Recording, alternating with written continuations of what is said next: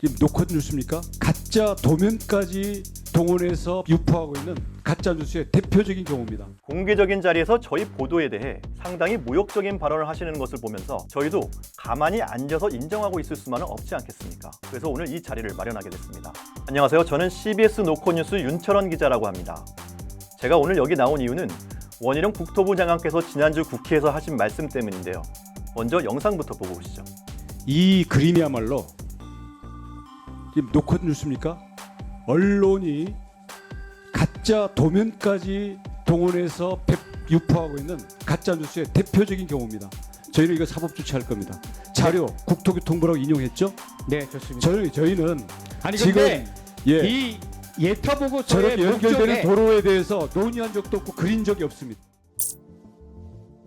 사실 이 부분은 내용이 의외로 간단합니다. 원 장관님은 허영 의원님이 인용한 저희 그래픽상에 자료는 국토교통부라고 적힌 부분을 문제 삼았는데요. 저희는 그래픽을 제작하면서 국토부 자료에 첨부되어 있는 지도 위에 저희가 취재한 노선을 그림으로 그려 넣었습니다. 지도가 국토부에 저작권이 있으니 그렇게 표기했던 겁니다. 그런데 보도가 나가고 이틀이 지나서였습니다. 저희가 후속 보도를 위해 국토부의 해명을 듣는 과정에서 해당 그래픽상 표기로 인해 도면을 국토부에서 제공한처럼 오해를 살 수 있으니 그 표기를 지워달라고 요청이 들어온 겁니다. 저희도 그 부분을 인정해 그 표기를 지웠습니다. 그게 전부입니다.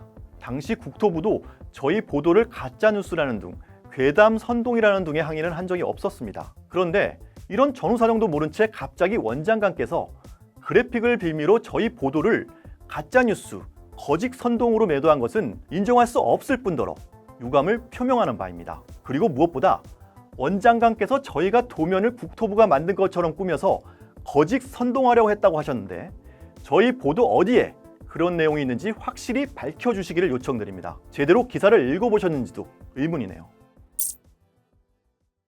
먼저 이해하기 쉽게 저희가 보도했던 내용들을 간단하게 정리해드리겠습니다.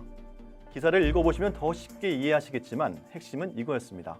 서울 춘천 고속도로가 정체가 심하다는 건 다들 잘 아실 텐데요. 그래서 장기적으로 서울 양평 고속도로를 서울 춘천 고속도로와 연결하려 했던 건 아닐까, 이런 의문에서 시작했던 겁니다. 지도를 보시면 이 지도는 예타안입니다.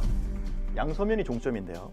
이 종점과 춘천 고속도로상의 설악 강촌 IC를 연결하게 되면 가장 막히는 구간이죠. 강일 IC부터 설악 강촌 IC 사이 구간을 교통량을 나뉘게 될 수 있는 겁니다. 이쪽 수도권 동부권에 사시는 분들은 춘천 고속도로를 이용하면 되고, 이쪽 수도권 동남권에 사시는 분들은 서울 양평 고속도로를 이용하시면 되는 겁니다. 그런데 다음 지도 보여주시죠.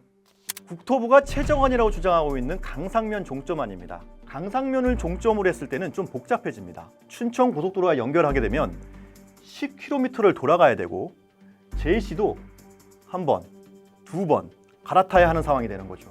거리와 시간이 늘어나니까 비용도 더 많이 들고 교통 분산 효과도 기대하기 힘들게 되는 겁니다. 저희 보도에는 이렇게 주장하게 된 근거도 제시가 되어 있는데요. 먼저 2021년 5월에 국책 연구기관이죠. KDI가 낸 서울 양평고속도로 예타 보고서인데요. 이 보고서에는 사업 목적에 서울 춘천고속도로의 교통체증 해소라는 내용을 분명히 명시하고 있습니다. 다음은 2차 국가도로망 계획을 좀 보시겠습니다. 우리나라 도로계획이 있어 10년 단위로 수립되는 최상위 계획인데요. 국토부는 양평고속도로 예타가 통과되고 4개월 뒤인 2021년 9월에 이 계획을 확정 고시했습니다. 주목할 점은 본래 7축 지선이었던 양평고속도로를 9축 지선으로 변경했다는 겁니다. 바로 이 9축 지선이 서울 춘천고속도로가 포함된 인천부터 양양까지 이어지는 노선입니다. 법률에 나와 있는 지선의 정의를 보면 지선과 본선을 직접 연결해야 한다는 내용이 나오는데요. 도로법 시행령 제18조 지선의 지정 기준에는 지선이 갖춰야 할 요건으로 본선과 인근의 도시 등을 직접 연결하여 접근성을 향상시키거나 교통물류를 개선하는 효과가 있어야 한다고 분명히 밝히고 있습니다. 이렇게 10년마다 세워지는 국가도로망 계획에 양평고속도로를 춘천고속도로의 지선으로 같이 묶었고 양평고속도로의 사업 목적을 고려했을 때 저희는 이 둘을 직접 연결하는 의도로 해석했던 겁니다. 여기에 저희는 예타에 참여했던 전문가분들과 업계 전문가분들, 교수님들의 분석까지 다 들어보고 보도했던 겁니다. 물론 저희 주장에 대한 국토부의 입장까지 충실히 담았는데요. 국토부의 입장은 이번 원희룡 장관께서도 말씀하셨듯이 양평고속도로와 춘천고속도로의 연결 계획은 없다는 짤막한 답변이 전부였습니다. 사실 저희는 국토부와 정부의 비대칭이 큰 상황에서 양평고속도로와 춘천고속도로의 연결 계획이 없다는 국토부의 말을 곧이곧대로 믿기 힘듭니다. 설사 계획이 있다 하더라도 없다고 하면 그만이거든요. 고속도로는 특성상 막히는 게 아니라 뻗어나가야 합니다. 국가의 미래를 생각할 때 당위성이 문제인 겁니다. 이걸 한번 보시죠. 본 타당성 조사를 하고 있는 용역업체가 지난해 6월 국토부에 처음 보고한 노선 검토표입니다. 어떻게 보면 한 달 전 용역업체가 강상면안을 대안으로 제시한 이후 국토부에 처음 보고한 자료인데요. 여러 노선안에 대한 용역업체의 초기 분석을 확인할 수 있는 자료일 겁니다. 그만큼 국토부의 개입이 많지 않았던 시기로 볼 수 있을 겁니다.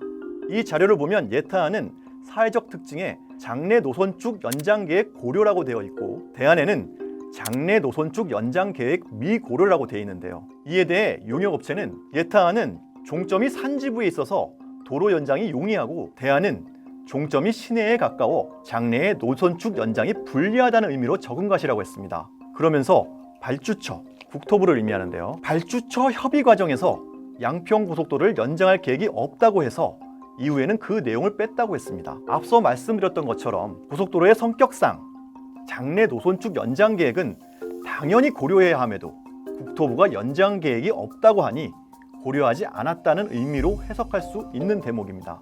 국토부는 양평고속도로와 춘천고속도로의 연결 계획은 중장기 도로 계획 어디에도 없다고 주장을 합니다. 어쩌면 당연한 것인지도 모르겠습니다. 양평고속도로 자체가 아직 존재하지 않기 때문인데요. 오히려 그런 점에서 국가 최상위 계획인 국가도로망 계획에 두 노선을 같은 축으로 묶어놓은 것은 그 의미가 분명히 남다르다고 할 수 있지 않을까요? 아무런 의미 없이 아무데나 막 갖다 붙였다는 국토부의 해명과는 달리 말입니다.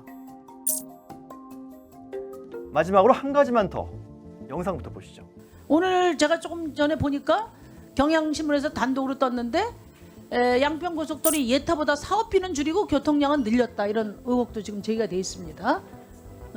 그러니까 이런 걸 가지고 국토부가 지금 노선 변경을 하려고 하는데 국토부가 제시한 걸 다 믿어라, 그건 말이 안 되는 거예요. 그래서 우선 경향신문 지적드리고, 같은 언론을 그다음에요, 보고 제기 안 잠깐만요. 하셨으면 좋겠습니다. 그다음에 예타 과정에서 국토부가 산출에 제출한 사업비와 교통량이 예타 결과와 차이가 크다는 사실을 바탕으로 국토부가 BC를 높이기 위해 사업비는 줄이고 교통량은 늘렸다는 내용입니다. 그러니 현재 국토부가 주장하고 있는 강상면 안으로 했을 때 사업비는 별로 늘지 않고 교통량은 늘어난다는 지금의 주장도 그대로 믿기 힘들다는 겁니다. 결국 국토부의 정확한 산출 근거를 내놓으라는 얘기인 거죠. 이 보도는 지난주 국토위 현안 질의 중에 나왔습니다. 그런데 원장관께서는 기사 내용에 대해서는 한마디 언급도 없이 경향신문 같은 근거가 경향신문입니까? 라며 마치 해당 언론 자체에 문제가 있는 것처럼 호도한 겁니다. 마지막으로 다시 한번 묻겠습니다. 기사는 읽어보셨습니까? 이상입니다.